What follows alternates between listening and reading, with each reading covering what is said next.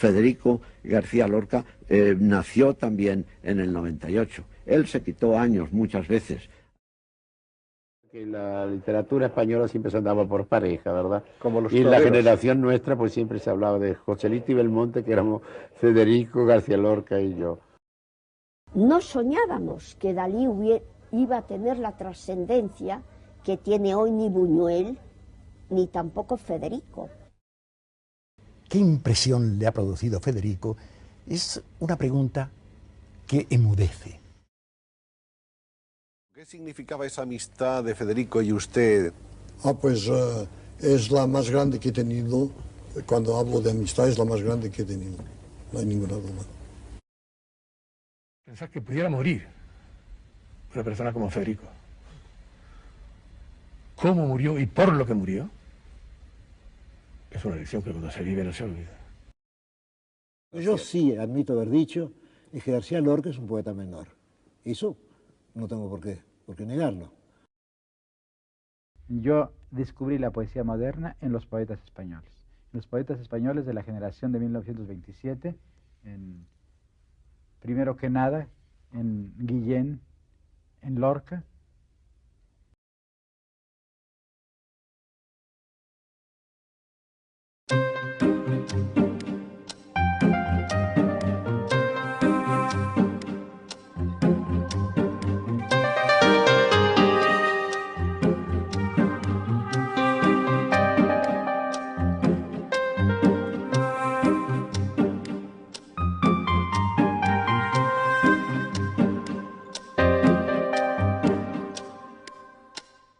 Este libro, dijo también una vez Damas Alonso, fue escrito como libro de protesta cuando en España nadie protestaba. Está escrito en los años 40. Es una cosa de protesta política, de protesta nacional, de protesta humana, de protesta cósmica. ¿Esa desilusión y ese asco lo siente usted todavía? No, está moderado ya. Como consecuencia de las dos guerras, de la guerra civil española y de la guerra mundial que siguió a la española, ¿no? Y además de mi insatisfacción y de mi verdadera repugnancia por las cosas que había presenciado, a mí me gusta mucho porque estoy ahí con un libro estudiando muy afanosamente. Naturalmente estoy colocado en esa posición para fotografiarme. No es que en ese momento estuviera estudiando verdaderamente, pero la foto parece que lo indica. Y tú mañana que me llevas, carreta demasiado lenta, carreta demasiado llena de mi hierba nueva, temblorosa y fresca, que ha de llegar sin darme cuenta, seca, sin saber cómo seca. Este es el Dámaso Alonso de los comienzos, el Dámaso Alonso que señalan los críticos y estudiosos como el poeta que busca la pureza, ¿es así? Entonces, cuando escribí ese poema, yo tenía recientes las lecturas de Antonio Machado y de Juan Ramón Jiménez, y hay en todo el libro, pues se nota en todo el libro la influencia de los dos maestros. A Vicente Aleixandre le conocí en las Navas del Marqués en el verano de 1917. Yo tenía 18 años y él también, porque hemos nacido los dos, pertenecemos a la verdadera generación del 98. Hemos nacido en el año 98. Con otras muchas personas que han tenido mucha significación en literatura española. Federico García Lorca nació también en el 98. Él se quitó años muchas veces, hasta tal punto que cuando Gerardo Diego hizo su antología de la poesía, que ha sido famosa y que se ha reeditado recientemente, pues tuvo que decir que Federico había nacido a fines del siglo XIX, con lo cual en realidad le dejaba en peor lugar, ¿no? Ha dicho Andrew de Vicky, profesor de la Universidad de Kansas, estudioso de la obra damasiana, que ya en esa época apuntaba una combinación de calma académica y de precisión por un lado y de emoción y entusiasmo por la poesía por el otro, lo que parece el rasgo clave y el leitmotiv de la obra de Dámaso Alonso. Sí, es cierto, esto es cierto, ¿no? Ahora, ¿eso fue bueno o fue malo? Esto me lo pregunto siempre, porque, por ejemplo, Federico, siento no haber traído precisamente los libros de Federico dedicados por él, uno con un precioso dibujo hecho por él y con sus fantásticas dedicatorias. Porque en esas dedicatorias y en las conversaciones de Federico salía siempre el tema de esta bipolaridad, de esta división binaria de mi obra. Y Federico me decía, tienes que dedicarte completamente a la poesía y únicamente a la poesía y dejar ese centro de estudios históricos que te está arruinando la vida. Y en efecto, en uno de sus dibujos aparece el centro de estudios históricos con una reja, como si fuera la prisión en donde se estaba consumiendo mi vida, ¿no? El año 27 fue un año importantísimo, el año damasiano por excelencia, dicen algunos, año de fervor gongorino y el año de Sevilla. El año de Sevilla, sí. En ese año 27, con motivo del tricentenario de Góngora, hubo numerosas conferencias, un homenaje a Góngora y la famosa sesión de diciembre en el Ateneo, en la que Dámaso leyó su conferencia Estila y Caribdis de la literatura española. En el Ateneo de Sevilla, sí. Entonces no se llamaba la conferencia Estila y Caribdis, se llamaba Altura Poética de la Literatura Española. Y era una defensa de la literatura española en la que se había considerado principalmente el realismo y el vulgarismo. Y yo decía que existía también en ella pues el sentido exquisito de la literatura, la literatura para minorías, la literatura de alto nivel. Fue la primera salida al mundo de la generación del 27. Este grabado, esta fotografía, la reproduje yo por primera vez en mi libro Poetas Españoles Contemporáneos. Luego se ha reproducido muchísimas veces. Ahí estamos, empezando por Rafael Alberti, sigue Federico García Lorca, y luego está Jorge Guillén, José Bergamín, estoy yo y Gerardo Diego. Como ven ustedes, había algún elemento de la generación que no figuraba. Pedro Salinas, que se tuvo que quedar en Madrid, y no se había exactamente incorporado a ella Manuel Altola Aguirre, que también fue miembro y el miembro más joven de la generación. ¿Ese fervor por Góngora fue un poco promovido por usted? No, promovido por mí, no, promovido por todos nosotros. Promovido por todos nosotros, además con antecedentes. A Paul Verlaine, que tenía un entusiasmo por los llamados poetas malditos, es decir, por los poetas expulsados de las historias de la literatura o maltratados por ellas, se fijó entonces en Góngora, que estaba en estas condiciones, y repetía constantemente pues un viva don Luis de Góngora y Argote. Rubén Darío, como buen hispanoamericano, estaba en París enloquecido con la sociedad literaria que contemplaba y aprendió de Verlaine el culto de Góngora.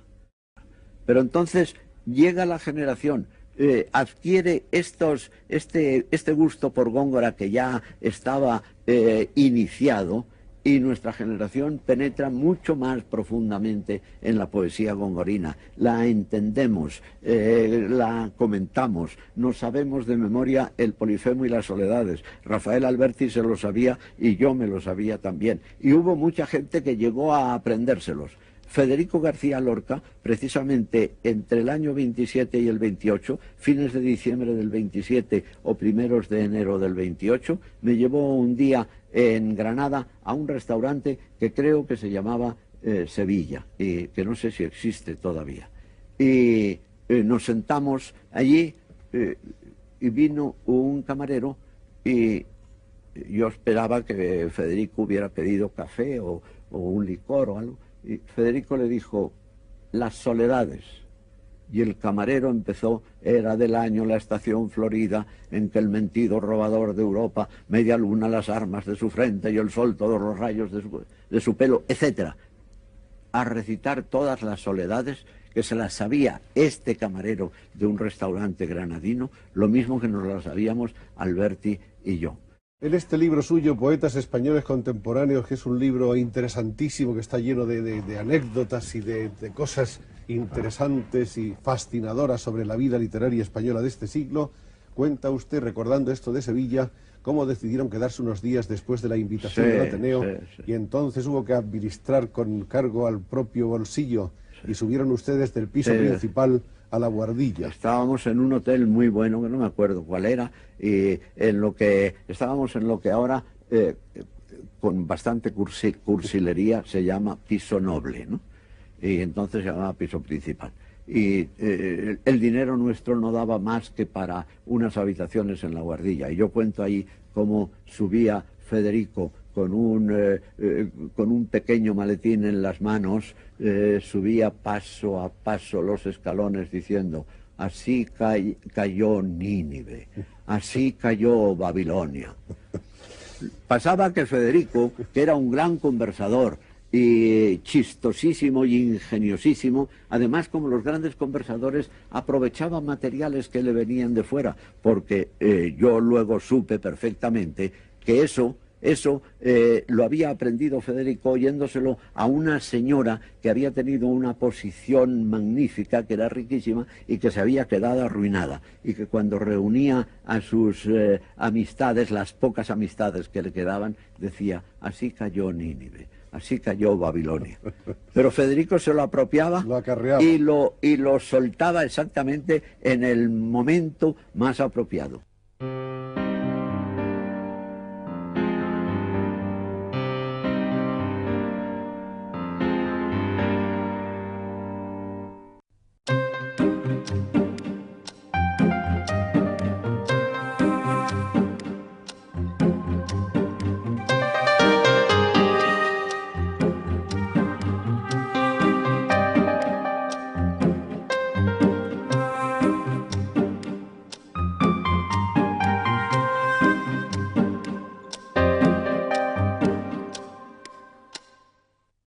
Muchas gracias, Maruja, por haber venido. Maruja es para todos nosotros un nombre legendario, un nombre mítico, porque Maruja aparece y se inserta en la vida intelectual y artística española en los años dorados, en los años de las generaciones de brillantes, de escritores, de poetas, de filósofos. Esa Escuela de Bellas Artes de Madrid, ¿cómo era cuando usted la conoce? Pues cuando yo la conocí coincidí con Salvador Dalí, que como siempre Dalí suspendía, pues lo reducían al primer curso. Y Dalí, al conocerme, pues se entusiasmó de nuestras conversaciones y me trajo a Federico García Lorca, a Buñuel, que eran los residentes más destacados de la residencia de estudiantes. Pues Romero de Torres era un hombre pues muy gentleman, que llegaba a la clase y decía: buenas tardes, caballeros, esto no es una clase de dibujo, esto es un concurso de belleza, decía, ¿no? Entonces daba clase, se retiraba y siempre iba con el traje peculiar de bohemio, con sombrero de ala ancha y con capa. Todo el mundo llevaba sombrero, era algo así como un pronóstico de diferencia social. Pero un buen día a Federico, a Dalí, a mí y a Margarita Manso, otra estudiante, se nos ocurrió quitarnos el sombrero. Y al atravesar la Puerta del Sol nos apedrearon, insultándonos como si hubiéramos hecho un descubrimiento como Copérnico o Galileo. Entonces nos tuvimos que meter por la boca del subterráneo, mientras que Federico se obstaculizaba de los insultos que nos llaman maricones, porque se comprende que creían que no despojarse del sombrero, que era como una manifestación del tercer sexo. Y en cambio Dalí apostaba que los tres éramos. Esto provocaba un escándalo y más piedras que nos llovían sobre las cabezas, y nos internamos en el subterráneo. Un libro publicado por Losada, Buenos Aires, que tenemos ahora en las manos, de un estudio bellísimo de Ramón Gómez de la Serna, que fue uno de los grandes amigos de Maruja, y dice: la he visto luchar desde los primeros días de su iniciación, cuando descubro en ella a la que sabe el valor del heterogéneo y es un brote más del gran genio de España, que es genio de heterogeneidad. Es una niña Ha terminado sus estudios en 1926 en la Escuela de Bellas Artes de Madrid. La primera exposición de la Galería Pierre fue la de Joan Miró y la segunda fue la de Maruja Mayo. No, una de las primeras fue, pero como era un nombre que después se hizo celebérrimo, Miró, porque en ese momento creo que había 40.000 pintores en París. 40.000 que ya no existen, ¿no? Porque como en todas las épocas viene después pues el tiempo que lo va quemando todo y que va haciendo la síntesis de los valores fundamentales. La criba. Eso es. Paul Éluard era un gran poeta, era el esposo de Gala y por otra parte era un gran enamorado de los cuadros de Maruja Mayo y quería comprarlos pero nunca tenía dinero bastante. Sí, ¿no? sí, él cuando Breton me compró el cuadro grande de los espantapájaros, que era un cuadro de 2 metros, todo en claroscuros, que era como la controversia de las verbenas. Era un mundo patético que esta exposición, celebrada en París en el año 33, yo la titulaba Cloacas y Campanarios, atribuyéndome a la organización social y a la mafia santa de la Iglesia. Este es el espantapájaro, que es el que tenemos ahora justamente en este momento en nuestras manos. Y sí, este es el cuadro fenomenal que le compró encantó Breton. a André Breton y lo compró. Decía, au fond il y a des choses qui volent, porque le hacía muy extraño algo muy chiquito, pero que volaba, pero que para él era la iniciación del surrealismo, lo que era flotante. Y cuando volví a Madrid, que me introdujo en las verbenas, en esas verbenas cósmicas, donde todos los movimientos eran rotativos, como la noria, el carrusel, los volantes, para mí era un mundo mágico y anónimo que no estaba firmado, pero que eran creadores. Federico García Lorca comenta esas verbenas llenas de colorido diciendo que son los cuadros que ha visto pintados con más imaginación, con más gracia, con más ternura y con más sensualidad. Ramón Gómez de la Serna dice que la recuerda allí en la exposición. Allí estaba la autora pequeñita, con ojos de lince, la cabeza como una veleta de giros rápidos, apretada la nariz a la barbilla como un pájaro orgulloso de su nido de colores. Aquí tenemos algunas fotos de la época. Esta es una Maruja, la joven bruja de la pintura en aquellos años adolescentes. Que yo siempre le decía a Ramón que por qué no me decía Sibila, que era más trascendental. Usted ha escrito en alguna parte que Federico García Lorca tenía en un armario, en su cuarto de la residencia de estudiantes, sí, en su cuarto un frutero lleno de limones. Sí, tenía un frutero, ya era ritual, el limón conjugado con los azucarillos. Entonces, cuando yo entré por primera vez en este recinto, me dio un limón y me dijo, ya perteneces a la cofradía de la perdiz. ¿En qué consistía esa cofradía? La cofradía de perdiz es que los sábados todo el conjunto tomábamos perdiz, que era algo como un rito en aquel momento tomar perdiz. ¿En qué consistían esas juergas líricas de los poetas y los pintores de aquel tiempo? Pues las juergas líricas que él llamaba, pues era ir a la residencia, él tocaba el piano, recitaba sus poesías, y entonces fue como nos introdujimos siendo estudiantes, pues en la más excelsa poesía de aquel momento y de hoy, porque entonces no soñábamos que Dalí iba a tener la trascendencia que tiene hoy ni Buñuel, ni tampoco Federico.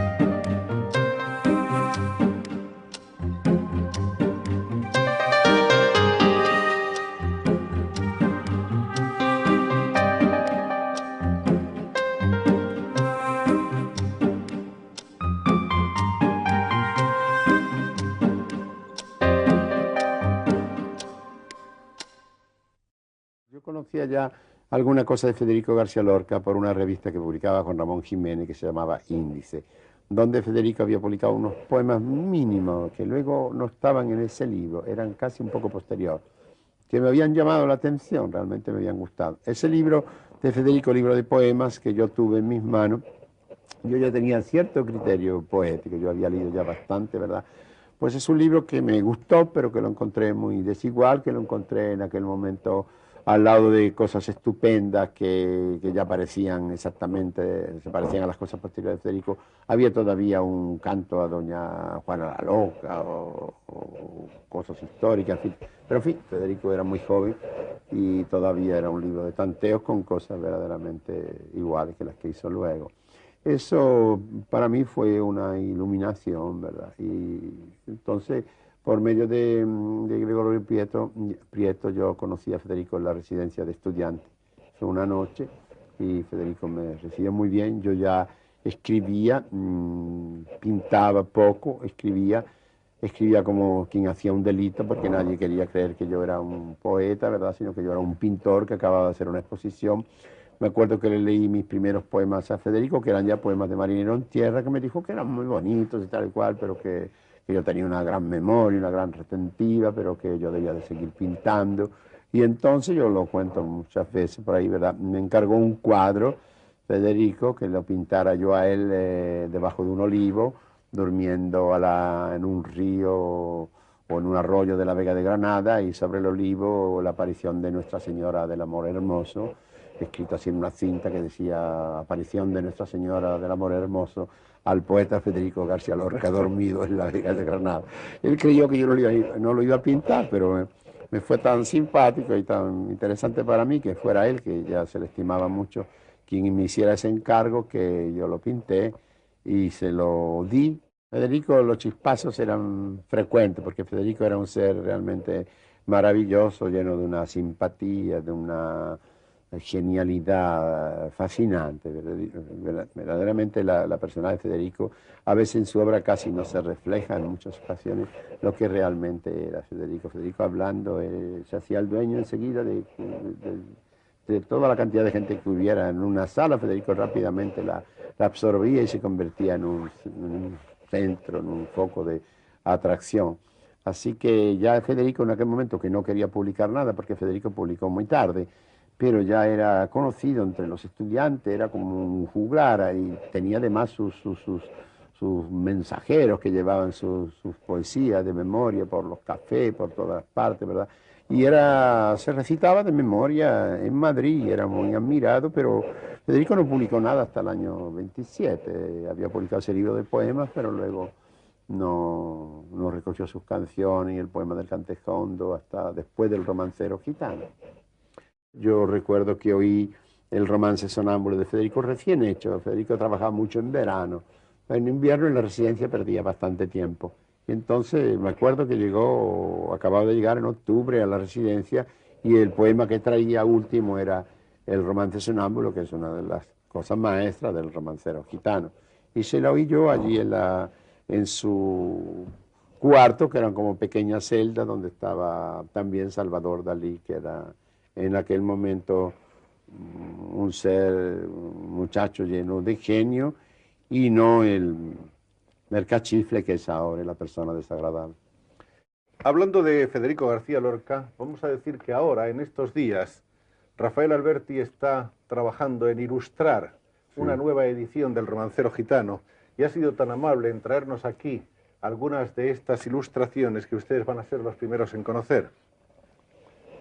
Sí, esto es el último trabajo que yo empecé a hacer en Roma, ¿comprende?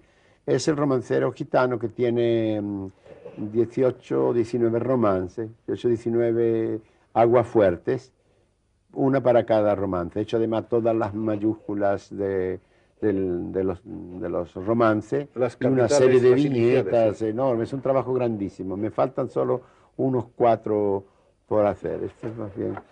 Es así, ¿verdad?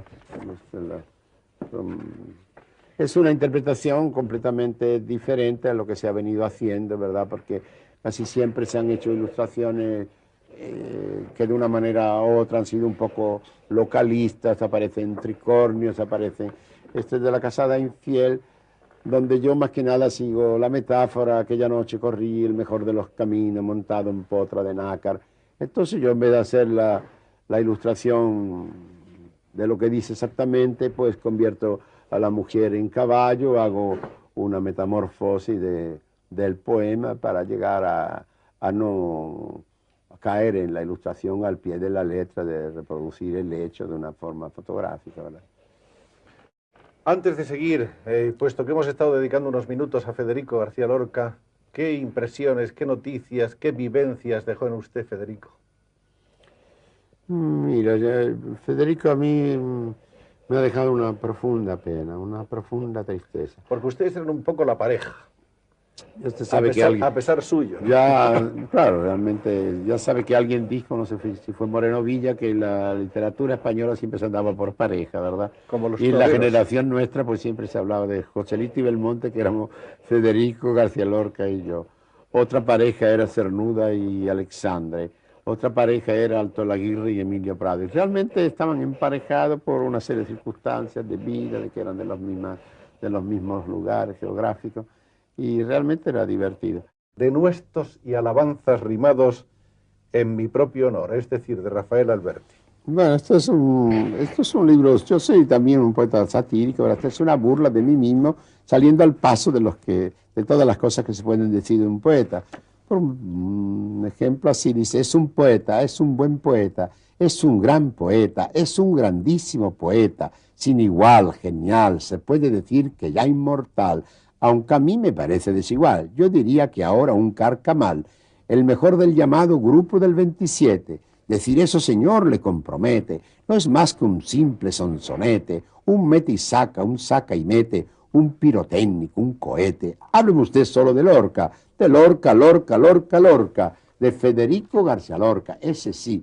¿Por qué me afirma usted que sí? Pues porque sí, que sí, que sí.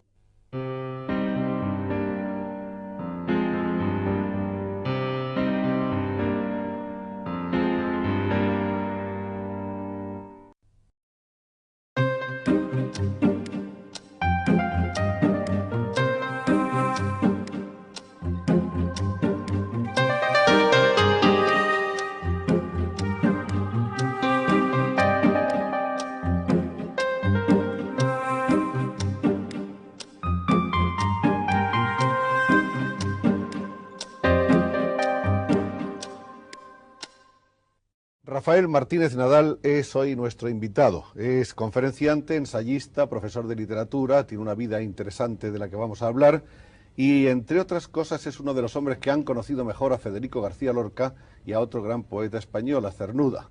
Recuerdo que el primer día que le conocí, recitó una serie de poemas que todos oímos con verdadero entusiasmo, no solo por el poema, sino por la forma en que él recitaba. Y recuerdo que el primer poema que recitó fue de la serie de las suites. Recuerdo que el poema que él leyó era uno que decía exactamente así: el pavo real del cielo abre su cola de oro, el pavo real del cielo cierra su coro de plata. Otoño del 23, según podemos leer ahí. A Rafael Martínez Nadal, de Federico García Lorca, Residencia de Estudiantes. La desesperación del té era una especie de juerga sin alcohol, que consistía en empezar a tomar té a eso de las 5 o las 6 de la tarde, fumar tabaco inglés, y venga té, y venga tabaco inglés, hasta las 12, la 1, las 2 o las 3 de la mañana, y se producía una borrachera extraordinaria. Y en aquel día que fuimos nosotros, a la primera visita, allí estaba Federico con un grupo de personas que cada uno se queda hoy asombrado. En aquella habitación chiquitita, pues allí estaba Dalí, estaba Buñuel, de las personas conocidas, pero estaba Pepín Bello, esa figura estupenda que conoce y que es el archivo realmente más importante hoy día de lo que fue la vida de García Lorca en la Residencia de Estudiantes. Y lo menos unas 18 personas. Parecía aquello casi una versión de los hermanos Max de la escena, aquella escena del camarote. Las reuniones con Federico eran más bien o en mi casa, con mi familia, que la adoraban, o comer juntos con él en un sitio, con un pequeño grupo de amigos, y sobre todo en la intimidad. A Federico le interesaba que uno dijera la verdad de lo que él estaba haciendo, de lo que uno sentía y de lo que uno quería. Incluso aceptaba la crítica en la intimidad, que seguramente en público no lo había aceptado nunca. Yo creo que esto fue la causa principal de la amistad, como fue en aumento, ¿verdad? Hasta el punto de llegar luego a la cosa de la publicación del Romancero Gitano, que yo fui el que le puse a máquina, por esa resistencia que tenía él siempre a querer publicar las cosas, ¿no? Que se resistía mucho. Le puse limpio, venía todas las tardes por casa, y de esa forma, gradualmente, la amistad fue creciendo. A Federico le pesó la enorme popularidad del romancero, porque enseguida vino la asociación de Federico con poeta gitano. Gitano, andaluz, la cosa popular, enseguida el poeta popularista, etcétera, sin darse cuenta, claro, que en el romancero gitano hay una cantidad de tradición cultural y de aporte cultural que la gente no se da cuenta. Con una elaboración... Y una elaboración enorme, ¿no? Claro. Y cómo juega con una cantidad de mitos, cómo juega con una cantidad de leyendas, estas cosas, y metáforas incomprensibles. Alto Pinar, 4 palomas. Por el monte van. 4 palomas, por el aire van. Por el aire van. 4 palomas vuelan y tornan, llevan heridas sus 4 sombras. Bajo Pinar, 4 palomas en el suelo están. Claro, esto es poesía japonesa, poesía china. Me gustaría mostrar también algunas de las fotocopias, porque naturalmente esto es tan precioso que Rafael no lo saca de Londres para nada, de algunos de los dibujos que le dedicó Federico. Uno de ellos es este, El joven y su alma, firmado por el poeta en 1927. Este dice: a Rafaelillo, con un abrazo de hermano, el que es padre de este libro. ¿Qué libro era? Ese es el libro el poema del Cante Hondo.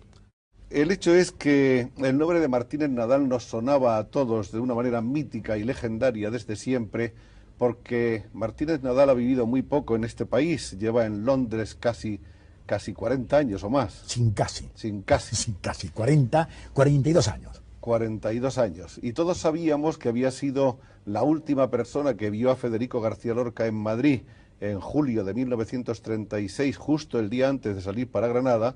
Todos sabíamos que Federico había dejado en custodia una serie de papeles muy valiosos en manos de Rafael.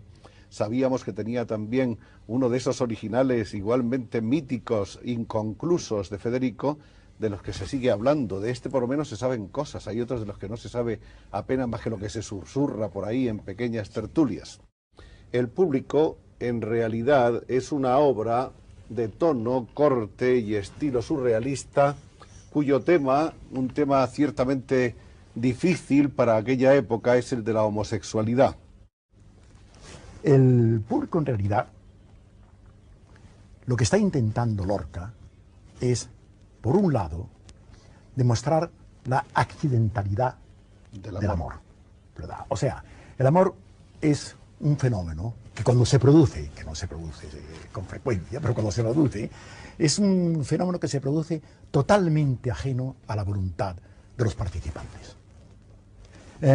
Y se basa para ello, claro, se apoya, por eso hay constantemente unas citas y referencias al sueño de una noche de verano. O sea que para Lorca, Titania, enamorada de un asno, era un símbolo. Por eso cita constantemente el elixir de la flor, etcétera, etcétera. Y él quiere citar como ejemplo el amor homosexual, ¿verdad? Pero en vez de presentarlo con el engaño de un elixir, lo presenta abiertamente. Bueno, claro, ahí hay una cantidad de elementos ocultos. Por ejemplo, el espejo turbio viene de San Pablo. Está en la Epístola de los Corintios. Hoy vemos esta cosa, mañana. Hoy vemos, antes veíamos con claridad, ahora vemos como un espejo turbio. Cito esto de la segunda Epístola de los Corintios porque sé que Lorca conocía y que había leído varias veces, ¿verdad? No quiero decir con esto de ninguna manera que en aquel momento que escribió Lorca estaba pensando en aquello, claro que no, ¿verdad? La arena es la simiente perdida, también de la Biblia, del Génesis, es la simiente perdida. Y ahí está puesto en forma de paradigma las dos posiciones y las dos críticas mayores, que las dos formas de amor se pueden dirigir la una a la otra, ¿no? ¿Qué sabes tú de otro libro que dejó Federico, del que se habla y no se sabe mucho, Sonetos del amor oscuro?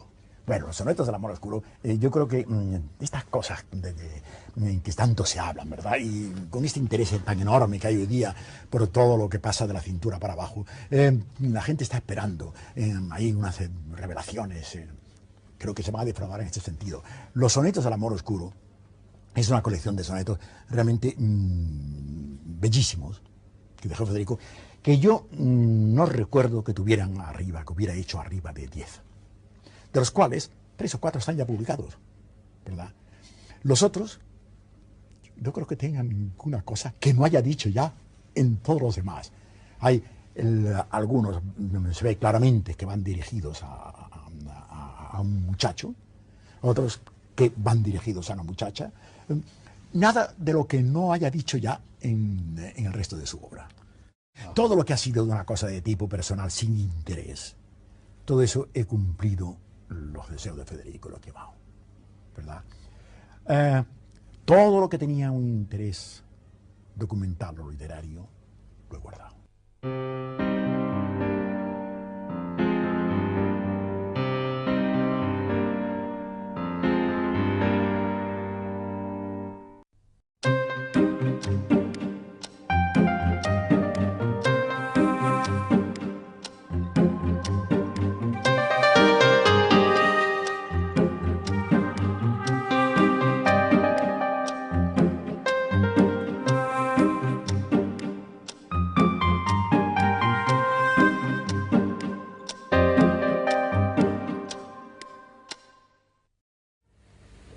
Recuerdo cuando Federico García Lorca le dedicó a usted una oda inolvidable. En la revista de Occidente. Oh, Salvador Dalí, de voz aceitunada.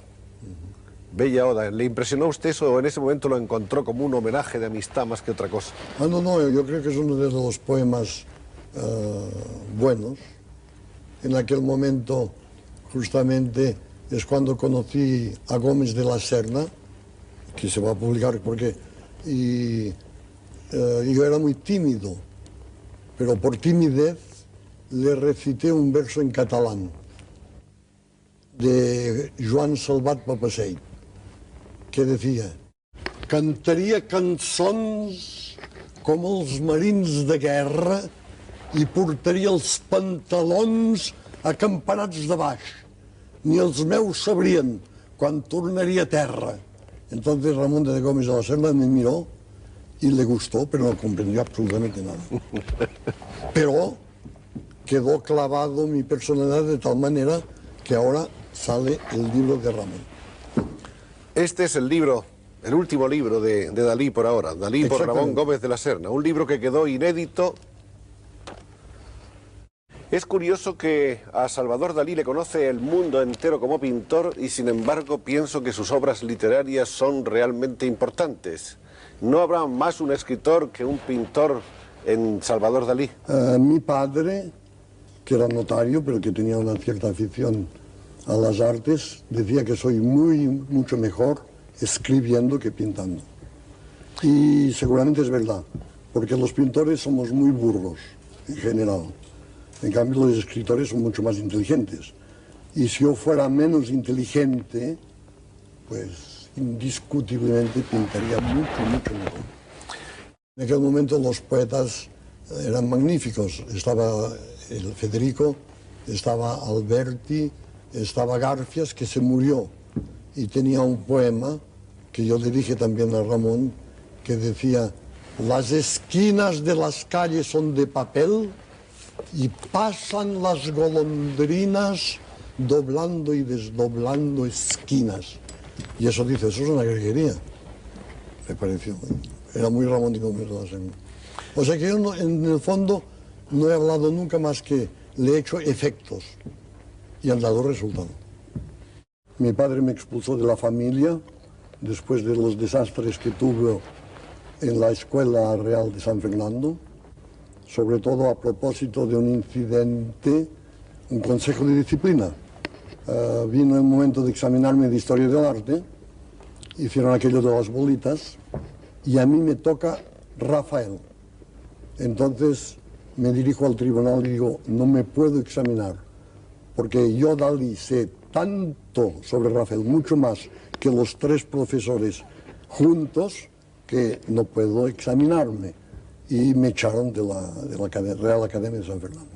Usted y Buñuel protagonizaron juntos una etapa histórica con dos películas, La muerte, digo, el perro andaluz y La edad de oro, ¿no es esto? Exactamente. Esas dos películas fueron como la explosión del surrealismo en la vía cinematográfica. Pero fue realmente una colaboración, porque también los críticos dicen Dalí hizo eso, Buñuel eso, y quieren dar méritos al uno al otro, y es absolutamente falso. Fue una colaboración fraternal absolutamente de compenetración total entre los dos. O sea, yo iba a decir una cosa y él iba a decir la misma. ¿Cómo comienza en la vida de Salvador la pasión por Gala? ¿Es una cosa súbita, repentina, inmediata? Instantánea. Como que tengo, hasta ahora toco la madera, hasta ahora tengo mucha suerte. Encontré Gala, abrí la puerta de mi casa y encontré Gala desnuda ya en la playa. No completamente desnuda, pero en aquel tiempo se quitaban ya los sostenes y todo eso. Y desde entonces fue un amor completo, intenso y tan duradero que se va a consagrar de nuevo. Volvamos a Federico. ¿Qué significaba esa amistad de Federico y usted desde su punto de vista personal? Pues es la más grande que he tenido. Cuando hablo de amistad es la más grande que he tenido, no hay ninguna duda. Él tenía una especie de sensibilidad especial también para la pintura. Hacía unos dibujos con lápices de colores que eran una maravilla, y que yo organicé una exposición en Barcelona en las galerías Dalmau de los dibujos de Federico García Lorca, el cual me hizo varios autorretratos. ¿Es usted hombre de muchos o de pocos amigos? De ningún amigo. ¿Ni uno? Ni uno. ¿Porque no les deja usted llegar o porque ellos no son capaces de hacerlo? No, porque toda mi pasión está en el amor que tengo por Gala y no tengo sitio para más.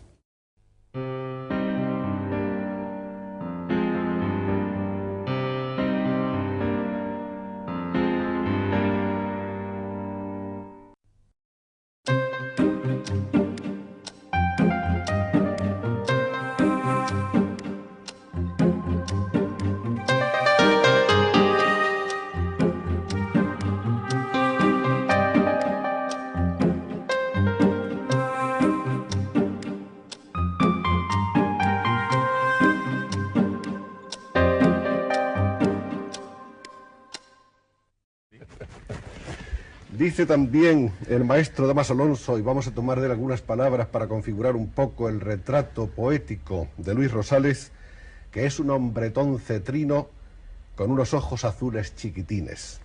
Lo cetrino viene, dice Dámaso, del terruño y se pierde en no sé qué noche morisca de las Alpujarras, y lo azul parece que selló o presagió la personalidad del poeta.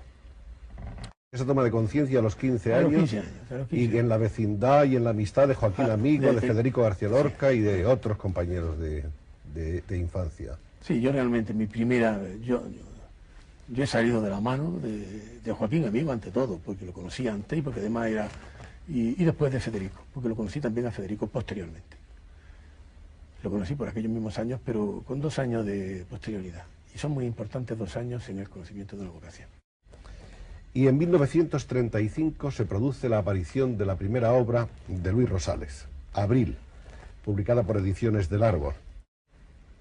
¿No piensas tú que las imágenes del sueño son migajas de ayer, humo que se deslíe de una sombra que hemos vivido en otro tiempo y tal vez con distintos amantes que van superponiéndose en nuestros ojos como el tronco de un árbol se hace con diferentes capas de madera?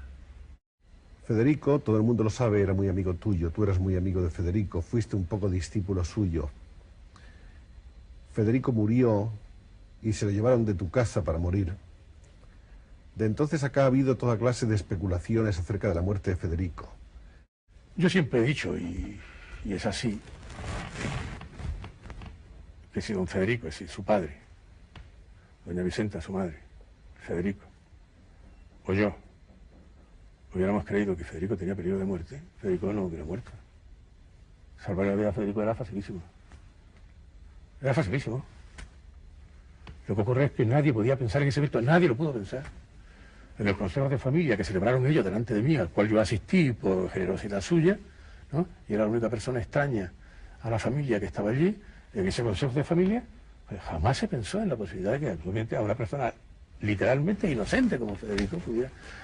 Es decir, que cuando fue a mi casa no iba para protegerse naturalmente de ningún peligro, iba para protegerse de las molestias que le habían ocasionado. Es decir, que en un momento determinado le habían registrado los papeles, que en algún momento determinado le habían maltratado de palabra de obra, en fin, de modo que lo que se temían eran pequeñas, ¿no?, exacciones de carácter corporal o para registrar. Y eso es lo único que pensamos naturalmente que había que defenderle. Porque si hubiéramos pensado que había que defenderle del fin de la muerte, pues es indudable que Federico no hubiera muerto.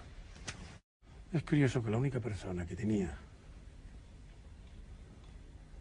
la sensación de peligro era él.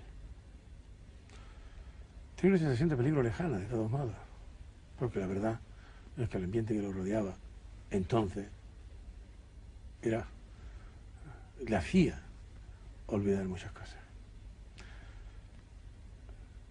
Él siempre hablaba de las mismas cosas. Federico, yo recuerdo que en aquella época que hablaba obsesionantemente de literatura. De modo que nosotros hablábamos, por ejemplo, algunas noches 4 o 5 horas. Siempre hacía lo mismo. Cuando yo llegaba me daba las noticias, él oía la radio, claro. Estaba todo el día recluido y oía toda la radio, como es lógico, ¿no? Y entonces, pues yo no oía nada. Entonces, la persona que me daba a mí las noticias diarias, tanto de una zona como de la otra, porque él oía toda la radio, pues era Federico. Entonces, la primera hora la dedicaba siempre pues a esa cosa informativa, ¿no? De decir, Federico tenía una memoria tremenda, una memoria extraordinaria. Pero enseguida trataba de liberarse de su propia preocupación. Y hablaba de lo que quería hacer, de lo que tenía que hacer, de lo que iba a escribir. Una inteligencia mágica, una inteligencia única, una inteligencia fabuladora, una inteligencia en que nunca sabía si lo que decía era verdad, si lo que decía no era verdad, y todo lo estaba haciendo verdad. Todo lo estaba haciendo verdad con su manera de expresarse. Esa hondura, esa inteligencia que al mismo tiempo era, como decía Subiri, inteligencia sentiente y afectiva, pero al mismo tiempo era inteligencia imaginativa y fabuladora.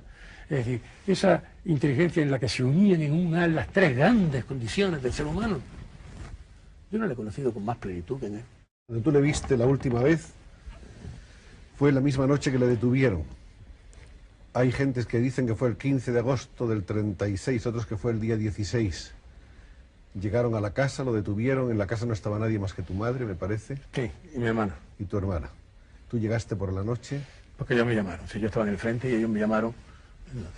Llegaste del frente y te enteraste, te encontraste con la noticia. Me encontré con la noticia de que habían rodeado la casa, incluso habían apostado, ¿no?, vigías armados en los tejados, habían tomado militarmente las callejuelas, como si la poca calle, ¿sí? Y habían...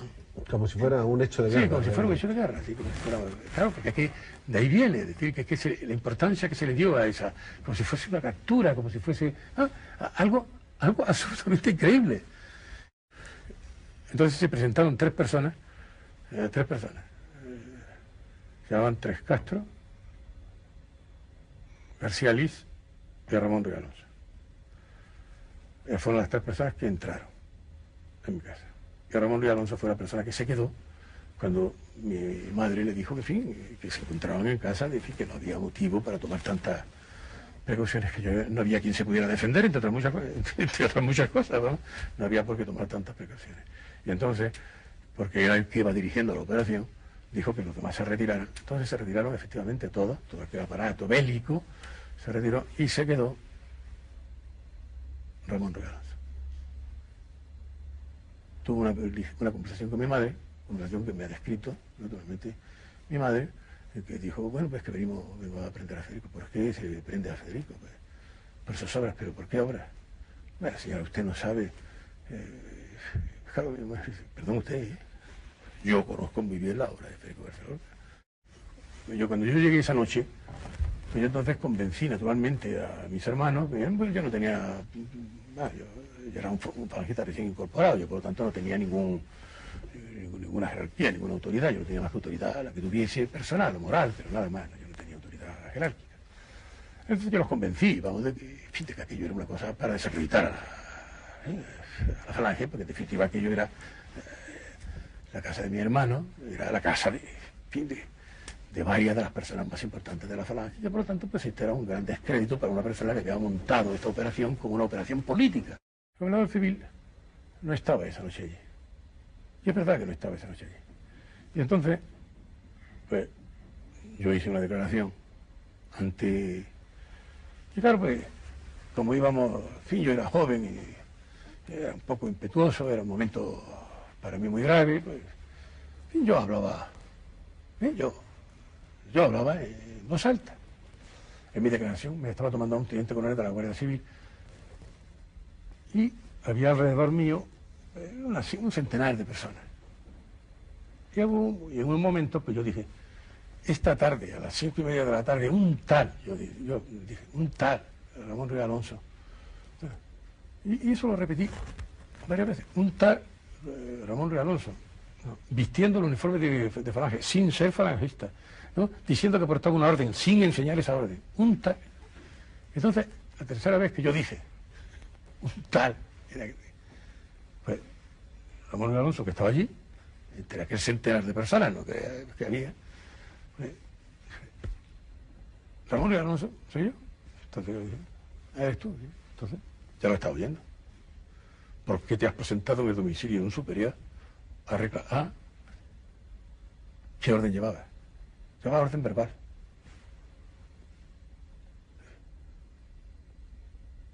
Y con una orden verbal has hecho esa detención. Dice, la he hecho bajo mi única responsabilidad. Dice, no sabes lo que dice, repítelo. Bajo mi única responsabilidad. No sabes lo que dice, repítelo. Se lo repitiera 3 veces allí.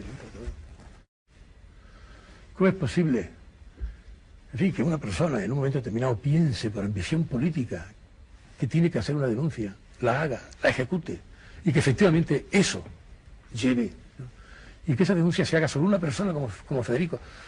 Que Federico además era un inocente, porque Federico era un inocente literalmente en cualquier, es decir, aún desde cualquier testimonio, es decir, a veces, en fin, ese tipo de testimonios de cargo absolutamente absurdos, ¿no?, que todos hemos asistido, es decir, ese señor es masón, bueno, no, es que Federico no era masón. ¿Cómo? Yo no es que, ni aún desde el punto de vista de las inculpaciones que en aquel momento tenían sentido, ¿no?, sí, eran válidas. ¿Cuál de los Rosales es el que se presentó un día, una mañana, a preguntar por Federico y le dijeron, ya se lo llevaron esta noche pasada a Biznar y debe estar fusilado?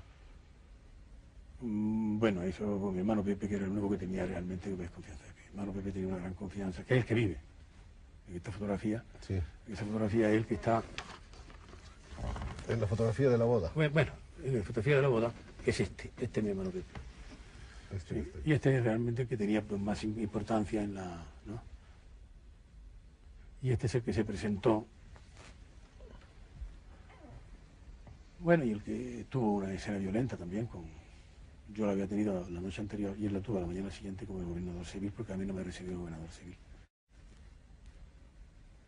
Es decir, la vida del hombre más importante de España ha dependido de la ambición política de alguien que no ha representado literalmente nada.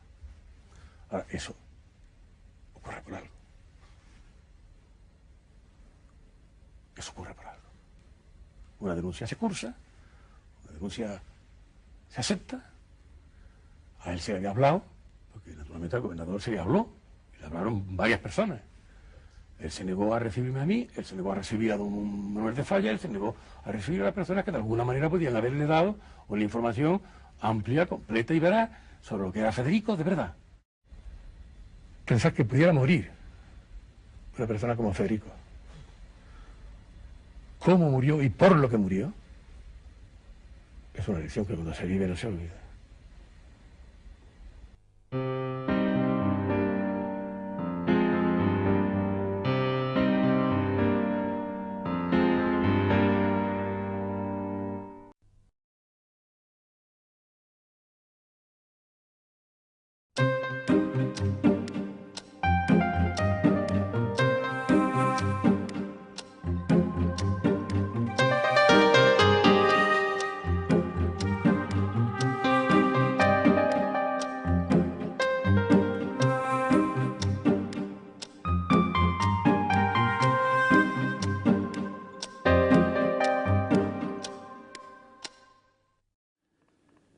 En 1919 viene usted a este país en el que está ahora maestro. ¿Vive usted algún tiempo poco en Barcelona? Sí, pero yo recuerdo más bien las veladas del Café Colonial de Cancinos Asens. Luego estuvo usted en Palma de Mallorca. En Palma de Mallorca estuve un año, sí. Vivió en Valldemosa, en las cercanías de las celdas de Chopin. Exactamente, y Jorge Sand. Sí, la Cartuja, sí. En una época en la que el turismo todavía no había turistas. No se había despertado. Yo fui el precursor del turismo. Usted era el primer turista. El primer turista, es un triste honor, pero así es. Escribió el pioneer del turismo. Sí. El pioneer. Escribió usted 2 libros en España que nunca se publicaron. Yo quisiera preguntarle por qué. Uno se llamaba Ritmos Rojos o Salmos Rojos, no sé muy bien. Esperemos que fuera Salmos Rojos. Creo que Ritmos Rojos es demasiado bobo, Salmos, ¿no? Se refería usted a la Revolución de Octubre, me parece. Exactamente, sí. Pero en aquel tiempo ser comunista significaba otra cosa, significaba un anhelo de fraternidad universal, significaba un poco Walt Whitman o el pacifismo. En cambio ahora tiene otro sentido. Ahora es una forma del imperialismo ruso o del rencor de ciertas personas. Tiene otro sentido, sí. Sí, yo fui comunista entonces. Sí. Hubo otro libro que se llamó Los naipes del Taur, donde se evidenciaba su influencia barogiana. Era usted un gran desde lector luego, de Don Pío. pero yo no recuerdo absolutamente nada de ese libro. He conseguido purificarme de esa memoria. Desapareció todo rastro. Desapareció. Lo único que dado es el título, que no es malo, ¿no? Los naipes del Taur. Nada malo. No, no está mal. Creo que las 2 palabras son árabes, además, no estoy seguro. Tuvo usted una primera contrariedad que no sé si se habrá repetido muchas veces, y es que le rechazaron a usted un cuento en el diario La Esfera. No, creo que se repitió, pero no en la revista La Esfera, sino en otras. En otras. Sigue repitiéndose, pero no tiene nada de particular eso. En Madrid va usted a la famosa tertulia de Rafael Cancinos Ansés, de la que hablábamos. El Café Colonial. El Café Colonial. El café de los divanes, ¿no? De los divanes rojos, de los grandes espejos. Era una época extraordinaria, ¿eh? Llegábamos a medianoche, un poco antes, a las 12 menos cuarto, digamos. Nos quedábamos hasta el alba. Entonces Cancinos Asens proponía un tema. Por ejemplo, la metáfora. Por ejemplo, la rima. Por ejemplo, el argumento. Entonces se hablaba de eso durante toda la noche. Y Cancinos había prohibido, de algún modo, que se hablara de otros escritores. Es decir, él no quería que se atacara a nadie. Vienen entonces sus viajes a Sevilla, Andalucía, ¿se relaciona usted con la generación del ultraísmo? Exactamente, Adriano del Valle, Isabel Bando Villar, Luis Mosquera, y luego en Madrid conocí a Gerardo Diego. ¿A Pedro Garfias? A Pedro Garfias, sí, pero Pedro Garfias era andaluz, era de Osuna, sí. ¿Conoció usted a Juan Ramón también? No, nunca lo conocí, no sé por qué. Es muy raro que no lo conociera. Lo conocí después en Buenos Aires, cuando fue a dar conferencias. Y comenzó usted a colaborar en las revistas del momento, Hélices, Cervantes, Grecia, Ultra, Cosmópolis. Caramba, qué nombres tenían las revistas entonces. Hélices, es cierto, había una revista Hélices, es verdad. Eran otros tiempos, eran otros títulos. Sin embargo, me parece hermoso pensar en todos esos muchachos que solo pensaban en la literatura. Porque ahora yo diría que la pasión literaria se ha perdido. La única pasión, ¿qué es actualmente? Hay la pasión de la política, o quizá la pasión personal, la pasión del dinero, pero algo así como la pasión de la filosofía, como yo alcancé en Buenos Aires en las tertulias de Macedonio Fernández, la pasión de la literatura, como las tertulias de Cancinos Asens. Yo no sé si se da ahora. O en todo caso puede ser individualmente, pero no sé si se comparte, ¿sí? Generosamente como entonces. Usted se dedicó por una vocación íntegra y total sin pensar nunca en lo que le iba a recompensar su actividad literaria. No, nunca pensé. Y usted ha sido un hombre más bien alejado de esas grandes preocupaciones económicas. Bueno, durante mucho tiempo lo fui, mi familia estaba...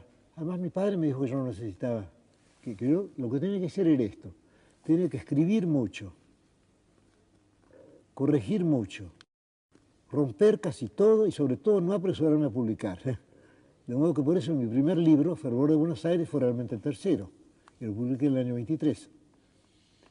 Aprovechando que estamos hablando de este tema, recuerdo que recientemente, hace unas semanas, se publicaron aquí noticias de unas declaraciones en las que al parecer usted... Pero esas declaraciones son apócrifas. Y creo que usted las ha desmentido ya las he desmentido ampliamente. Seguiré desmintiéndolas y se han escrito numerosos artículos y comentarios al respecto, unos en defensa de usted, diciendo que toda crítica de Borges es un elogio, que es, es una hermosa frase. No quiere nada, ¿no? Y quizá todo elogio de Borges, dándole la vuelta, es una crítica y no busquemos el retruécano. Todo veneno servido por Borges es un alimento, quién sabe, ¿no? Todo golpe de Borges es una caricia. Bueno, no, tampoco. Entonces es absurdo. Quedamos, maestro, en que lo que le atribuyeron a usted como una, como una acusación en general contra el gran número de escritores españoles... Lo que yo sí admito haber dicho es que García Lorca es un poeta menor. Eso no tengo por qué negarlo.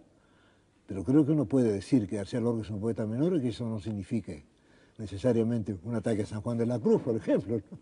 No, además esa es la opinión personal. Es una opinión mía, no es otra cosa. Yo tampoco soy un misionero de su opinión. No. La digo nomás, pero no quiero convertir el mundo entero en su opinión. Y ya que usted la dice, ¿por qué no aprovecha para explicarnos por qué piensa usted que García Lorca era un poeta menor, que será mucho más bonito y más interesante para todos? ¿Por qué le parece a usted que es un poeta menor? Bueno, porque lo veo... ¿Por el tema? No, por una deficiencia mía. Porque yo no entiendo muy bien la poesía visual, ni la poesía sí, meramente auditiva. Y me parece que, digamos que García Lorca era un andaluz profesional, ¿no? Que es demasiado consciente de ser andaluz. Me parece que en ese sentido lo hizo mejor Manuel Machado. ¿Para usted la poesía de Lorca era demasiado musical? Sí, demasiado, pero... No, yo no diría eso. Yo diría que yo no encuentro en la poesía de Lorca lo que yo espero encontrar en toda poesía.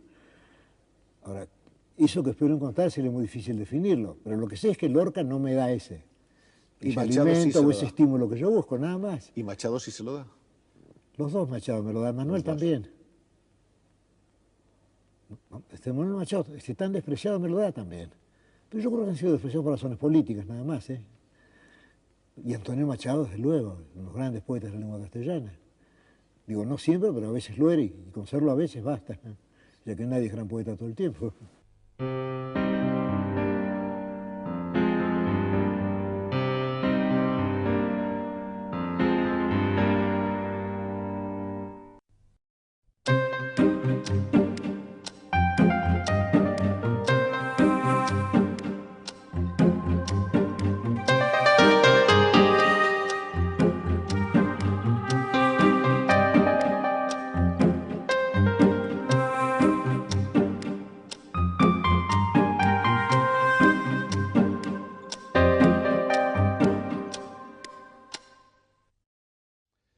Los críticos han señalado que Paz como poeta posee el caudal de voz de Neruda, el panteísmo surrealista y pasional de Aleixandre, la fabulación metafísica de Borges, el aliento épico de Huidobro, la gallardía verbal de Vallejo.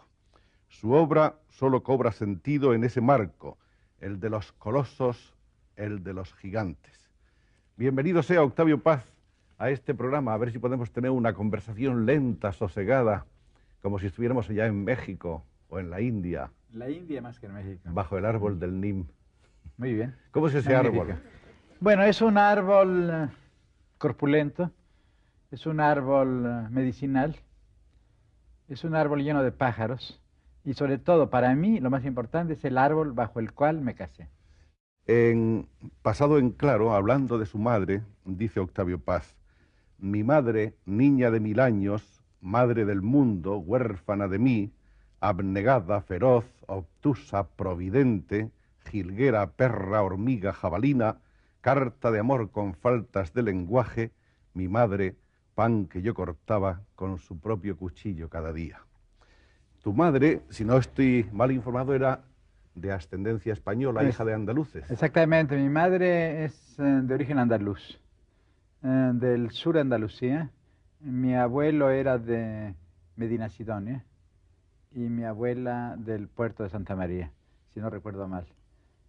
Y bueno, en este poema hay toda esta idea de de la madre española un poco enlutada y al mismo tiempo infantil, porque estas madres venerables son un poco nuestras hijas, en cierto modo. Y en realidad los recuerdos infantiles que tú tienes de ella están más o menos expresados en esos versos, o podríanse ampliar ahora de algún modo. Una de las cosas que más me impresionó fue cómo cantaba. Y quizá mi primer contacto con España fue a través de los cantos populares de mi madre. En el año 1931, puesto que como se ha visto, Octavio Paz empieza a escribir muy pronto, está ya escribiendo en una revista que no sé si fue fundada por él, Cuadernos del Valle de México. Sí. Y está preparando su libro que aparece más o menos por esa fecha, Luna Silvestre, primer libro de poemas. Sí, es un libro en el cual hay ecos de estos poetas y probablemente también de Juan Ramón, aunque yo no había leído a Juan Ramón. Y cuando apareció ese libro, León Felipe, que llegó a México, me dijo, pero estás muy influido, chico, por Juan Ramón Jiménez. Yo no había leído a Jiménez. Yo había leído a los poetas jóvenes españoles y esos poetas habían influido en mí. En 1934 conoce físicamente por vez primera a un poeta español, que es justamente Rafael Alberti, en visita a México. Exactamente, Alberti y María Teresa León, muy rubia, un poco tizianesca y a veces rubenesca, y él con una cara un poco de Apolo. De Apolo, decía Juan Ramón Jiménez, que se rompió las narices. Llegaron a México. Llegaron a México en una misión de propaganda política. En aquella época yo creo que el Alberti, que era muy joven, tiene 30 y pico de años, acababa de adherir al Partido Comunista. Y había publicado un pequeño libro que se llamaba Consignas, si no recuerdo mal. Me impresionó mucho Alberti. Fue la primera vez además que oí a un gran poeta decir sus poemas en público y fue un espectáculo para mí extraordinario. Después lo conocí, lo visité con frecuencia. Y no sé si lo recuerde, yo le regalé un libro de Quevedo. Acaba de salir en una edición nueva de Astrana Marín, un crítico un poco temible, diríamos, un erudito lleno de datos y de ceguera estética. Bueno, el libro de Astrana Marín acaba de salir y yo se lo llevé a Alberti como regalo. Al poco tiempo Alberti publicó unos sonetos, un grupo de poemas, dedicados a Sánchez Mejías, en los cuales hay unos sonetos quevedescos, admirables por lo demás. Creo que la relación entre España y México ha sido y es muy profunda, y va a serlo más si hay una evolución política en España hacia la democracia, y creo que la va a haber. ¿Y para Octavio Paz, España, qué significa? Bueno, en primer lugar representa un poco el mundo de mi infancia, ese aspecto de las canciones populares que cantaba mi madre, Andalucía, el sueño de esa España también morisca. Yo tuve una gran admiración por el mundo árabe a través de España, justamente. Uno de los grandes, por eso hablo de Abderramán. Yo leía de niño, ojeaba, porque no lo leía, La historia de la fuente, una edición catalana con pasta roja y letras doradas, en que había litografías que representaban de un modo más o menos idealista a los grandes califas omeyas. Pero una de las grandes alegrías estéticas fue cuando, en la década de los 30, al mismo tiempo que descubrí a los poetas de la generación de 1927, descubrí el libro de los poemas arábigo-andaluces de García Gómez. De Emilio García Gómez. Es un libro que me tocó mucho, que me influyó, y creo que hay ecos en mi poesía de estos textos. Así que para mí España también significa eso. Significa después, claro, Galdós, Cervantes, pero sobre todo significa también el descubrimiento de la nueva poesía. Yo descubrí la poesía moderna en los poetas españoles. En los poetas españoles de la generación de 1927, primero que nada, en Guillén, en Lorca, en Alberti, un poco más tarde en Cernuda, Salinas. Toda esta generación me deslumbró.